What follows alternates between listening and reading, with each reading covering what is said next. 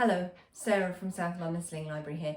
Today I'd like to talk to you about using the Izmi Baby Carrier with the booster cushion on the inside.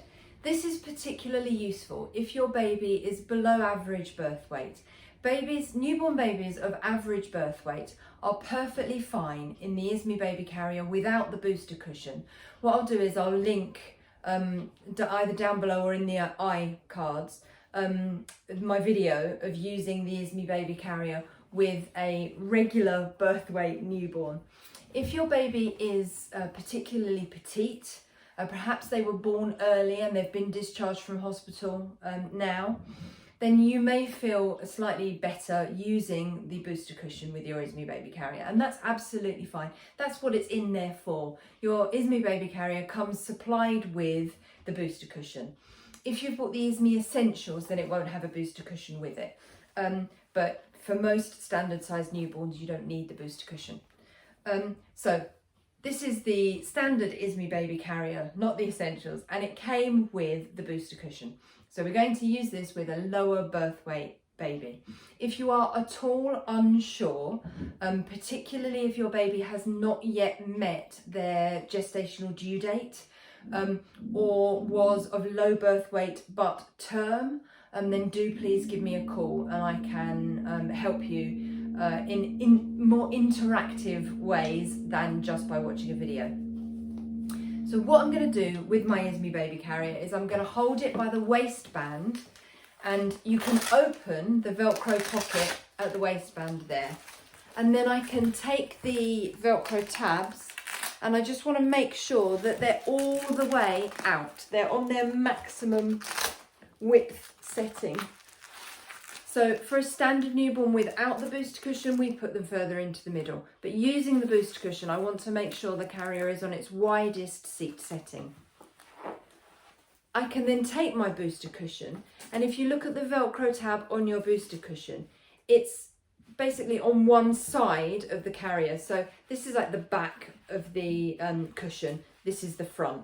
So what I'm going to do is I'm going to put the back of the booster cushion with the tab attached flat against the carrier and pop that into the middle of the Velcro pocket. Nice handy label to help you know where the middle is.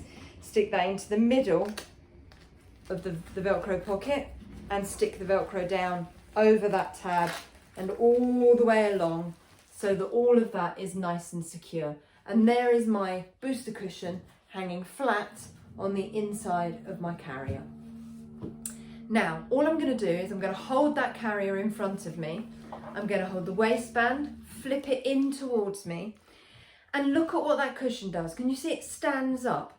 So I want to think about where that cushion's going to go on my body, because my baby's bottom is going to sit on that cushion. Now, I've got a fairly big, small demo doll. My demo dolls, even my smallest demo doll, not particularly small. So I'm going to put this carrier relatively low on my body because of where that makes that booster cushion sit. That's about where I want my baby's bottom to sit. So I'm going to put my carrier here. If you've got a very petite newborn, you may be wearing your carrier slightly higher. You may need your cushion here, for example. And that's absolutely fine. But just gauge by the top of that cushion where your baby's bottom is going to sit. So I'm going to pop that carrier on. So mine's just below my natural waist, but again, it's going to be different for different sized babies and different length torsos. You might have a longer or shorter torso than me. So my booster cushion, when I lift it up against my body, sits there, and that's roughly where I want my baby's bottom to sit. Now I need my baby.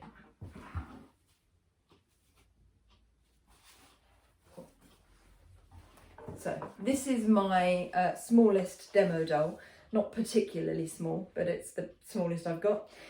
So it also doesn't bend its knees particularly well, so just bear with us today. We're going to do our best.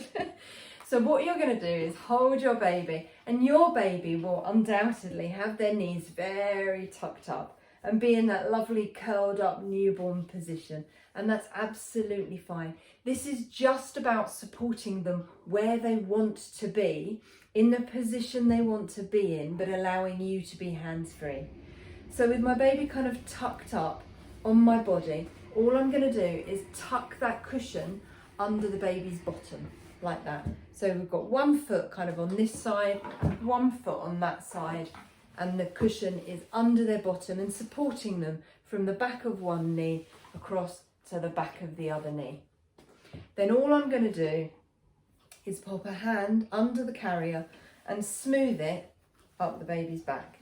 And it just comes kind of to the nape of the baby's neck, maybe the bottom of their earlobe if your baby's a little bit smaller than mine. Then making sure my baby's got their hands up here near their face, which is generally where newborns want their hands. I'm going to pop the straps over my shoulders like that. There we go. Now I can feel that the baby's weight is already being held slightly by the carrier, kind of down here. You've got the cushion, this is where my baby's bottom is. This is the bottom of my baby's bottom.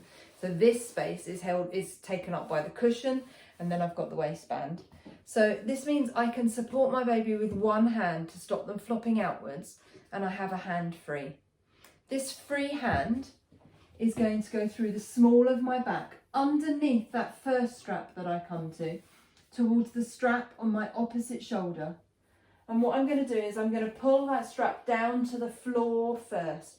Now, never underestimate the power of pulling that strap down to the floor first. What that does is it anchors it on the bony bit of your shoulder here. If you've ever got your carrier and it doesn't feel quite right, go back to this step and try pulling to the floor first. It anchors it on the bony bit of your shoulder here, stops it riding up into your neck muscles. You can then bring that strap low around your body towards the buckle at the side. And I'm just going to clip. I can pull backwards with the black strap, and then I can use the coloured strap, mine's grey because it matches my carrier, forwards. That forwards pull is often a slightly easier action than the backwards pull. Now the great thing is that if you're taking the carrier off and you know you're going to be the one putting it back on again later, just loosen the coloured strap at the front, leave the black one alone, because then when you put the carrier on next time, you've just got to click and pull forwards and you're done. So I'm just going to swap the hand supporting the baby, and I'm going to do exactly the same on the other side. So take my free hand through the small of my back, get hold of the strap on my opposite shoulder, pull down to the floor first, and then bring it low around my body, keeping the tension on the strap. Clip it in, pull backwards to tighten, and then pull forwards to tighten. And there we have it. So I've got my baby's hands up near their face, their bottom is on the cushion, their feet are either side. Their feet may, particularly as their legs start to get longer and they start to uncurl, you may find their feet poke out of the carrier. That's absolutely fine. You just want to make sure that their feet aren't caught in the waistband, which is why we do the waistband up before we pick up the baby. So they may choose to keep their feet inside the carrier next to the cushion, and that's fine. You may find you get feet poking out the edges, and that's fine too. So the cushion's sitting here under the baby's bottom, supporting them from the back of one knee to the back of the other knee. The carrier comes up to the nape of baby's neck. Now, people often ask about head supports, particularly with newborns and smaller newborns. Generally, head support comes from getting the baby's base right. So where that cushion supports them from the back of one knee to the back of the other knee, you may find their bottom hangs over the cushion. That's absolutely fine. It's about having their knees tucked up and their knees higher than their bottom. What you'll find is they'll have a beautiful natural curve in their spine, and when they're relaxed, their head will just rest on your chest. If the baby's nice and alert and you put them in the sling, they may actually just want to look at you, and you'll find that they'll fling their head backwards and they'll just stare you full in the face. And again, that's absolutely fine. Pop a hand behind their head, support them, make eye contact with them, spend a couple of minutes just chatting with them, and they'll relax. You can then put their head up on your chest there. If you need to bend down and you need both your hands, if you just need to bend down to pick up a sock off the floor, you can support your baby's head, pick up whatever it is you need to do. If you need both hands, for example, you're loading the dishwasher or you know, picking up the buggy to put it in, whatever it is you're doing. To be fair, with a baby this size, you probably shouldn't be picking up the buggy. But, you know, so if there's something you need to do with 2 hands bending down, let's face it, we should all bend from our knees and not from our waist, but we don't anyway. What you can do is you can use this panel at the front of the carrier as a head support. So all I'm going to do is I'm going to unpop it from the side behind the back of the baby's head, because I want to make sure their face is clear. And you can use either of these poppers, whichever configuration suits you, on the poppers on the strap here, just to make a little hood to support the back of the baby's head there. Most of the time, when you're upright or the baby's awake, you're not going to need it.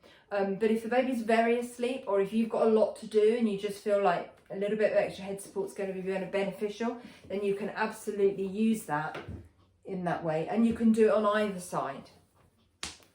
The safety guidelines in the Izmi Baby Carrier with the booster cushion are exactly the same as any other sling or baby carrier. The word to remember is TICS. So the T stands for tight. The baby should be just as tightly held against you as if you were holding them in your arms. You should be able to support the back of the baby's head, do a little dip forward, and not feel their body weight pull away from you. The I stands for in view. So you should be able to very easily glance down and see your baby's face without having to move any straps or any fabric out of the way. The C stands for close enough to kiss. You should just be able to kiss your baby anytime you want to.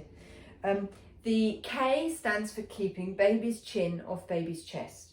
The easiest way to tell that baby's chin is off their chest is doing the ugly double chin manoeuvre, and make sure you can see the top half of your baby's face. And as long as you can see the top half of their face, then their chin is off their chest. The S stands for supported spine. So you should be able to pop a hand on the baby's back and very lightly press, and they don't have extra room to kind of uncurl, get closer to you or sit up. And that's about not allowing them space in the sling that they could slump into, put their chin on their chest and close their airway. If you're at all unsure about using your Izmi Baby Carrier, do please get in touch. We can do online consultations, so it doesn't matter where you are in the country. Or we can do in-person consultations when we're allowed to. And that's absolutely fine. If you need that little bit of extra reassurance, then I am more than welcome to help you.